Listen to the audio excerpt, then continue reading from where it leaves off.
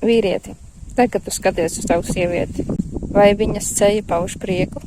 Ja tu neredzi prieku šajā sejā, tad uzņemies atbildību. Tu esi vainīgs pie tā. Pavēro pats sevi, to, ko tu dari attiecībā uz savu sievieti. Tu viņai uzbļāvi, tu viņai norādīji, kā darīt, tu viņu kontrolēji un uzbļāvi par to, ka viņa nedarīja tā, kā tu gribi. Un tad viņa sabēdājās, centās tev pastāstīt, ka viņai tas nepatika, bet tu turpināji viņu vainot, turpināji viņai bļaut virsū, ka viņa izdarīja kaut ko nepareizi. Pamēģini atcerēties sev bērnībā. Tavu vecāku tevi kontrolēja, vai ne? Neļauj tev darīt, ko tu vēlies. Tev likās, ka viņi tev bļauj virsū ne par ko, vienkārši soda ne par ko un norāja.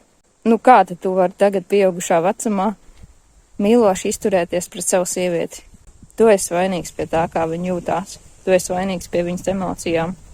Varbūt vainos viņu, ka viņa tev nestāsta, ko viņa vēlas, un nestāsta, kāpēc viņa jūtās slikti. Nu, tad padomā, kāda ir tava reakcija te, ka viņa to stāsta. Tu viņai nesāc atkal bļaut virsū, tu nesāc viņu vainot par to, ka viņa vainīga pie tā, ka viņa tā jūtās, ka viņa vainīga, ka viņa ieņem upuru lomu, ka viņa tev nepaklausīja. Visā viņa ir vainīga, vai ne? Vainīga par to, ka tu tā sabļāvi uz viņu.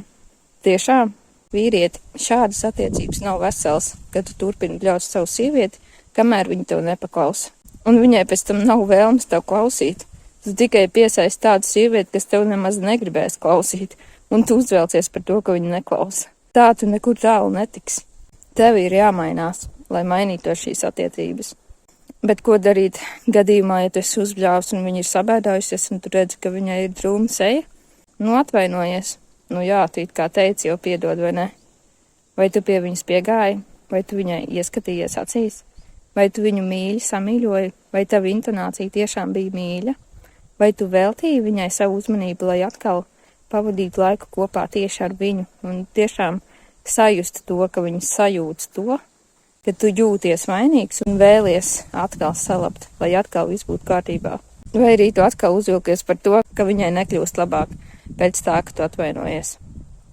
Vīrieti, uzņemies atbildību. Tas nozīmē to, ka tas veids, kā tu atvainojies, nav tas, kurā viņa jūtās atkal mīlēta. Tavās rokās ir salabot šīs attiecības.